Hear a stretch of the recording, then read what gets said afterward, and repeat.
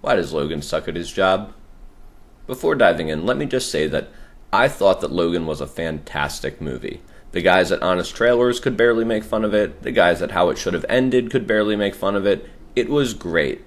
But one thing that confused me, even as I was watching the film, was why Logan and Laura seemed to arrive last at the rendezvous point in North Dakota. Perhaps some more observant and obsessed viewer can correct me on this, but I don't believe any of the mutants arrived after they did. And even if they did, so many arrived before our heroes that Logan should be a bit embarrassed. As far as we can tell, the other children were either on their own or were being helped by a handful of nurses with no combat training, like Laura's nurse before she brought Mr. Gets Everyone Around Him Killed into the picture. Logan is a trained soldier and an immortal badass, a sort of immortalish badass. And something that I was actually happy to see in this movie is that they finally address what I have long suspected about Wolverine. He's kind of an idiot, or at least he acts like one because he never has to worry about the consequences due to his healing ability. Yet, there are consequences, just not in the form of physical damage to him. Even as a child, I was more of a Cyclops fan. Wolverine would always just snarl and run headlong into a situation, refusing to follow the plan, and then he'd get his ass kicked, but survive, of course, and Cyclops would be like, "Did you see that, team? That's what not to do. Okay, move in." Wolverine makes poor decisions and half measures because he knows on some level that he cannot lose either way. But the movie Logan flips that on its head, showing us the harsh reality of what it would be like to have to rely on a man who seems to be incapable of learning from his mistakes.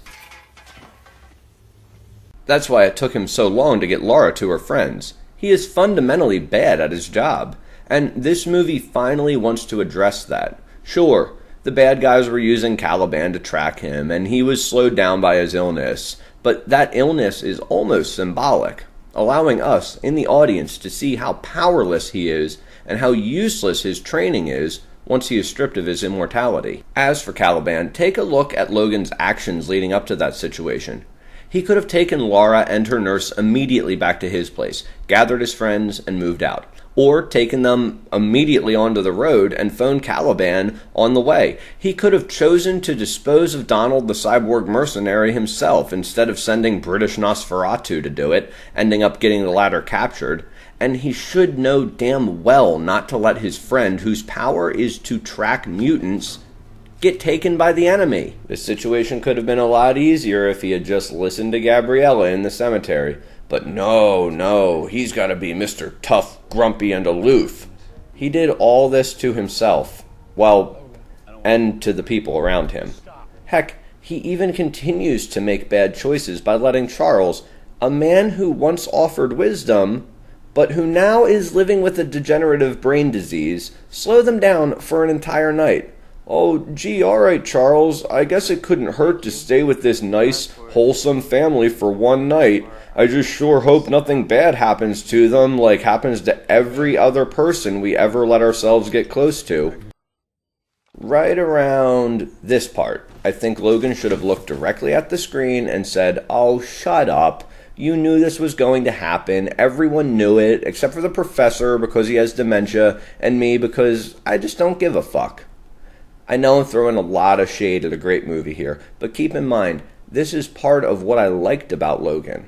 All of this sets the stage for the climax where he comes to terms with his mortality, which he has never really had to deal with, and learns to love something and view her as not dispensable.